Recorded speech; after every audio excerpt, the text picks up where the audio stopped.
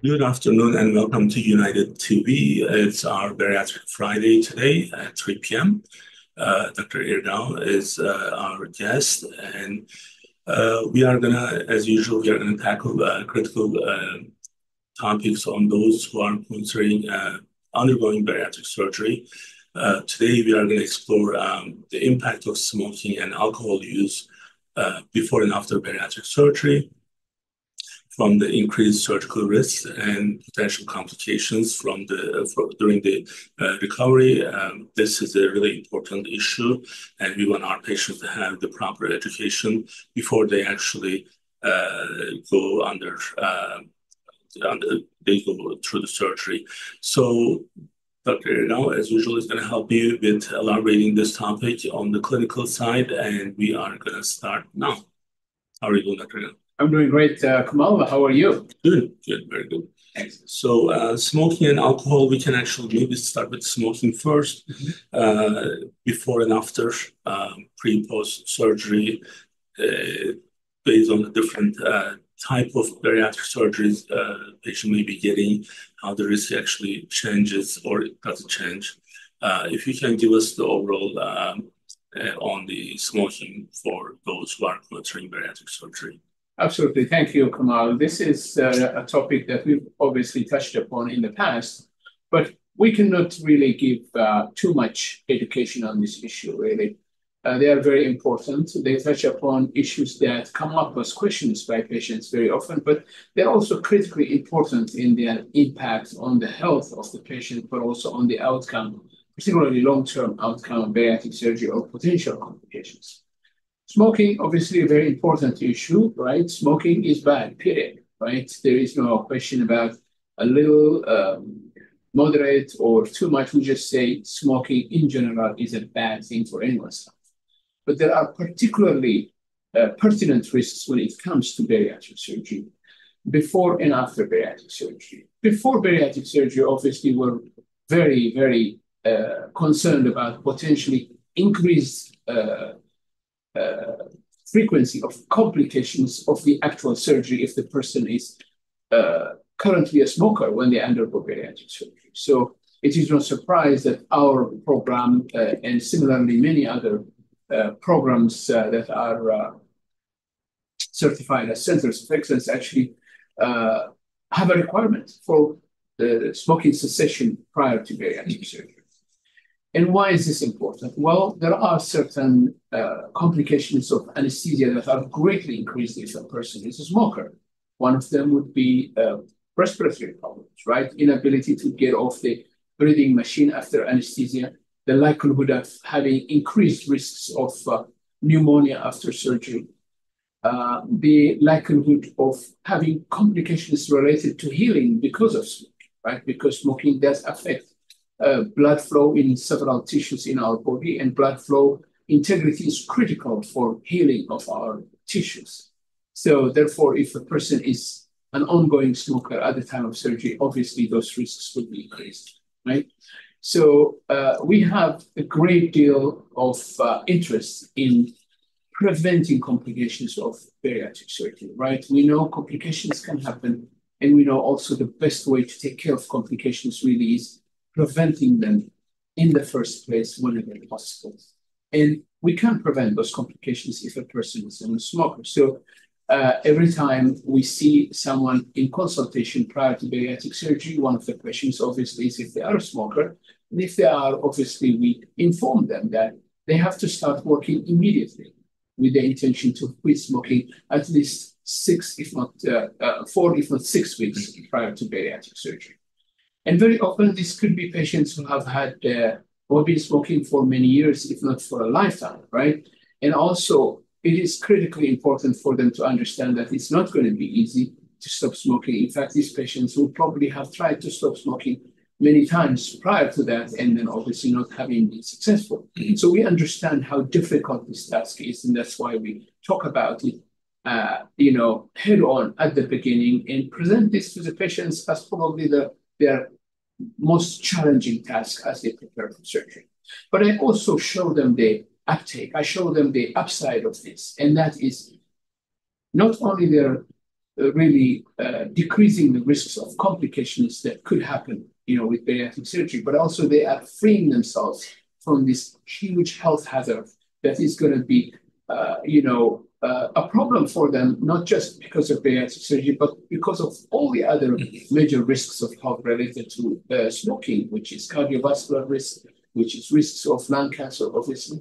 And, what better outcome to have of a patient who struggle with obesity as well as smoking for them to come out of bariatric surgery now losing weight as well as not being a smoker at all. This is a fantastic outcome whenever it can be achieved. So when patients are presented with these patients' potential rewards, they will put the effort.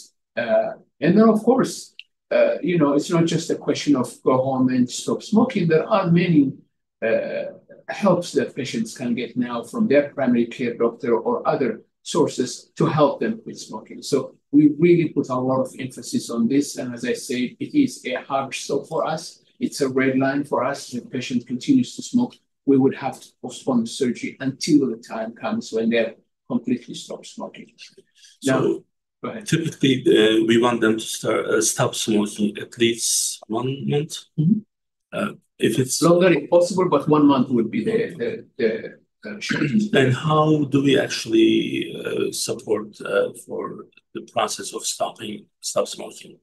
So as I said, it's all about education, right? Obviously, you could say, well, they've heard the benefits of stopping smoking. They've heard the benefits of quitting smoking before. How is this going to be any different? Well, because they're also undertaking a major procedure now to change the trajectory of their health, right? Both obesity and smoking are serious threats to their life, right? In one go, they would be able to take care of both, right? So with this realization can come also the energy, the positivity that can come to really give them the drive to stop smoking. As I said, it should not just be that drive, but also we have to provide them with tools that will make them more successful. As I say, very often, many primary care physician offices, including United Medical primary care offices, actually have programs for smoking cessation that not only look into medications, but also the ongoing social support that is needed for them to be successful. So now if we go to the alcohol, I think that's maybe a little bit more, is this problematic? But like Can I touch upon a couple of things on smoking before we go to the alcohol? So there is another issue that we have to consider, right? And that is, can patients go back to smoking after bariatric surgery? Is it okay for them to do so? And the answer to that is absolutely not, right? So it's not just a question you have to stop smoking to get the bariatric surgery done without complication. It also, you have to be a non-smoker for you to really not have complications related directly to the smoking after bariatric surgery, particularly in procedures like gastric bypass or the stage gastrectomy, where we've made some major changes to the upper portion of the digestive tract. If a patient continues to smoke or resumes smoking afterwards, they can put the healing of the surgery in serious jeopardy. For instance, with gastric bypass, we create a new connection between the intestine and the small stomach. That's called an anastomosis. It's a surgically created connection between two portions of the digestive tract. That connection is vulnerable to something called ulcer formation, which is almost like a wound that can occur there. Now, if that occurs, not only can make the person's life miserable because it is really painful, but also the ulcer itself can cause life-threatening problems like bursting or bleeding, serious internal bleeding. Now, these complications are much more likely to happen if a person is a smoker. So we say whenever you're considering having gastric bypass, you have to take smoking completely out of the equation. It should be something that you never touch upon because those problems are real. And if an ulcer occurs in this connection that I mentioned, the chances of healing that ulcer with medications are almost zero if a person is an ongoing smoker. So stopping smoking is critically important. Similarly with the sleep, if the person is a smoker, they can worsen heartburn if it occurs. They can restart heartburn if it was not there, but also they can damage the lining of the stomach and cause problems there. So needless to say, stopping smoking before bariatric surgery, critically important to avoid complications of the surgery itself, and then quitting for life afterwards as well, so that complications do not arise afterwards, even years after bariatric surgery, if the person resumes and they pick up smoking again. Sure. And obviously, from the clinical standpoint, we'll never tell anyone that smoking would be okay, right? So even if they don't go through the bariatric surgery, but of course, with our patient population, that's a bigger problem than ever. Now, can we go to the alcohol? Of course, yes. That's the other. So, well, alcohol probably is like unlike smoking, alcohol probably has a lot of contribution to the morbid obesity before the surgery. So, and then also after the surgery, there are issues that we are going to discuss that actually makes things more complicated. Not necessarily maybe just right away after the surgery. There's, the complications long-term is different in terms of weight gain and others. So if we can kind of give the overview on alcohol first. Absolutely. So there are important considerations about alcohol intake after bariatric surgery, because the changes that we make in the digestive tract actually changes the way our body processes, the way it metabolizes, the way it absorbs. Okay? So if you take a procedure like gastric bypass, for instance, where the larger stomach, the big stomach that receives food immediately from the food pipe now has been reduced to a tiny little egg-sized stomach that is directly connected to the intestine, which absorbs nutrients immediately. It means that whenever a person drinks alcohol, that alcohol doesn't have a buffer like it did before in the big stomach. It will go into the intestine immediately, which means that it will go into the bloodstream and enter our system much more quickly, particularly the first area where the substances that are digested and absorbed by our intestine go is the liver. So the liver will receive them immediately, right? But because of the absence of that buffering of the stomach, as I said, and because of the rapid absorption of this alcohol that comes in, the alcohol level in the blood tends to go up very quickly after bariatric surgery. It tends to stay up much longer. And the chances for the person to become intoxicated are much higher, even with a small amount, right? So this is the immediate stage, which means that if a person, for instance, had a glass of wine before bariatric surgery and they felt fine, meaning that they didn't feel really intoxicated and they were able to function well, that single glass of wine after bariatric surgery could mimic almost 2-3 times that amount, meaning that the person now will become intoxicated much more quickly. They will stay intoxicated much longer, right? Which means that it could obviously cause a lot of problems, whether they're going to be driving and doing other things as well, right? Now, the other problem, obviously, we have to see here is that if a person becomes intoxicated, right, they are not going to be in their usual judgment frame of mind, right? So their judgment will be affected as well, which means that the things they're not supposed to be doing after bariatric surgery, now they may not be inhibited anymore, and they could do things, right? So a lot of problems can occur if a person resumes drinking too much after bariatric surgery because of the changes that I mentioned, right? Now, there is another problem, which is a real problem, and that is the risk of becoming dependent, alcohol dependent, would be higher after bariatric surgery also, right? And that's a real problem. Now, why is that? Well, because one of the things patients struggle with before bariatric surgery is they have almost this dependency on food intake, utilizing food as a way to deal with emotional problems or with stressors, right? Eating when you're not hungry, but because you want that rush of sugar to make you feel better because you don't like a stressful situation or you want to escape an emotional burden, right? Well, Food may not be available after bariatric surgery because the amount of food they can consume is limited, right? Right. So it is easy to slip into something else that may make you feel better momentarily. And alcohol is way more dangerous from that point of view because the chances of becoming dependent on alcohol are much higher when you're using alcohol for those purposes. So alcohol dependency is a real problem.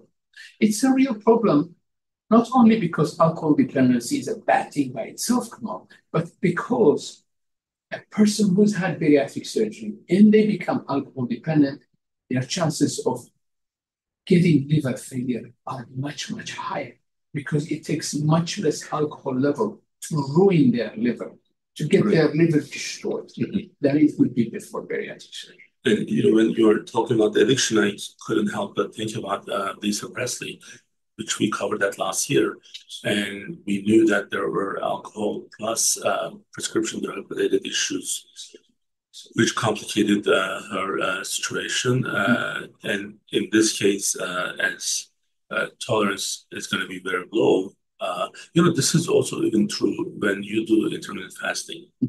So things are different after a long time being on intermittent fasting, where your body doesn't have much food up to a certain level, and all of a sudden, even if you have one glass of alcohol, that impact of that is almost like what it used to be, like three glasses before. So, and it's kind of like amazing the way that our body is able to adjust and make changes based on what we do and how we eat, how we live. So, this addiction is a really important issue, as well as after going through all that and losing all that weight and becoming healthier again, now you are risking that with alcohol, and it's just not worth taking that risk, right? Absolutely, absolutely. So that was the larger view in terms of impact of alcohol, right? But obviously there are other issues related to alcohol consumption as well. For instance, we talked about how smoking can exacerbate ulcers if there are ulcers, or it can lead to starting up ulcers in the connections between the stomach and the intestine. Well, alcohol can pretty much do the same as well. That healing of an ulcer may be difficult, or heartburn may become worse if a person is drinking alcohol, of course, right? But the other problems also, is that we're doing bariatric surgery so that the person can lose weight, so that their calorie intake can be reduced. Well, guess what? If a person drinks alcohol, not only they are taking nutritionally devalued calories, or the so-called empty calories, but also alcohol intake by itself tends to increase appetite. So people who drink alcohol will have excess calories just because they're drinking alcohol, which is just calories, but also they're opening themselves up to eating more than they need. So their attempt to lose weight will be hampered because of that, right? Or if they've lost adequate amount of weight, they are at risk of weight regain if they do that, right? So when patients ask me, when can I drink alcohol? Either before bariatric surgery, when we have our own discussions about, life after bariatric surgery, or even if they come, after their post-operative visit, after they've healed, they ask me, when should they start? Well, my general advice is not to touch any alcohol for 6 months after bariatric surgery, just like that, right? And then after 6 months, they can have alcohol in moderation. But in moderation after bariatric surgery means way less than it would have been before bariatric surgery. And I do inquire about a particular issue in their history before I give them advice. For instance, if there is any hint of prior alcohol dependency in their history, then I tell them absolutely don't touch it. Absolutely don't touch it, because the chances of falling back into that obviously now are higher. So this is obviously an important part of our discussions and when educating patients about life after bariatric surgery. So again, at the end of the day, you have a chronic problem, and surgery is the best, most efficient option, but also it's a big undertaking. And when you go through that, you just don't want to take these risks. yes, we are providing these education for smoking and alcohol, but it's kind of like a no-brainer. So it shouldn't be part of what we do anymore, because the least thing that we want to do is complicate the recovery. Least thing we want to do is regain weight, and exposing ourselves for addiction. It comes with other problems. It's not just limited with one. And I think best would be just staying out of it. But if you must do something, and it's going to be maybe half of the moderation that we had before, so that's one one glass of wine maybe, but then you do half of that. Exactly. And I think it'd be okay if you don't drink it. You won't lose anything, right? So Yeah, absolutely. I mean, clearly, as we've said many times in our Bariatric Friday sessions, bariatric surgery is an extremely powerful tool, right. To bring about extremely important changes in the health of our patients, right? But it is a tool nevertheless. There has to be associated changes in lifestyle. There has to be a change in direction in how a person lives as well, so that those achievements after bariatric surgery are achievements for life, so that the person can enjoy the benefits of bariatric surgery for the rest of their life. And of course, with these lifestyle changes come choices, right? We have to make the right choices. And as I said, smoking is something that should not be in the equation any longer. Once you've decided to undergo bariatric surgery because you've considered obesity such a great threat to your health, it makes absolutely no sense to do that and to be a smoker at the same time, because whatever lifespan you'll be able to extend before a bariatric surgery, you are undercutting it with the smoking. So it makes no sense, right? When it comes to alcohol drinking, except for the caveat of the person who may be at risk for dependency, I say in moderation, it's okay. Because obviously, we have to enjoy the little things in life. We are with family, we are with friends, it's a holiday. We like to have some alcohol, right? Yes, it's not about complete abstention, but we have to be mindful also that our body has had certain changes that it will be very dangerous if we're not considering those changes. Right. So I was just thinking about something as you said this. Well, it's all coming down to the commitment. So I was just checking my activity tracking, and as you know, we've been doing this for a while. So, and I share my own challenges as much as I can, and I'm pretty open with that. So I knew that I was not doing as much physical activities as I was before. So then we tried to change that last year. And then now I'm looking at my average steps. I was at 6,800. Then this year's average is at 7,900. So it went up by 1,100 steps. That's and there may be some days that it didn't. Maybe like I know that I do more this year. And actually with that, even with us, without the morbid obesity factor, we have these challenges, but I have to keep track of what I'm doing. And if I don't have this number with me, then it's, so let's do this.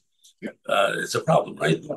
So, well, this requires commitment. Yes. So I have to get up a little bit earlier. I have to make time in between meetings, now being in this new office. So I go to the coffee shop there. So that's another 1,400 steps. And then walking in the office, instead of asking someone to bring me something, I sometimes make that special trip to hit that 10,000 step goal. That's a commitment. So if we do this when we don't have the chronic illness in place, when you have this issue and when you fix this issue, then your commitment would have been, or our expectation would be even higher. Yes. And that's what we have to do. So our main focus today was smoking and alcohol for bariatric surgery patients. Your success with the outcome, not just on the surgery, but also the lifestyle changes your commitment and before and after the procedure. Eliminating smoking and alcohol or limiting alcohol are the critical steps for long-term success.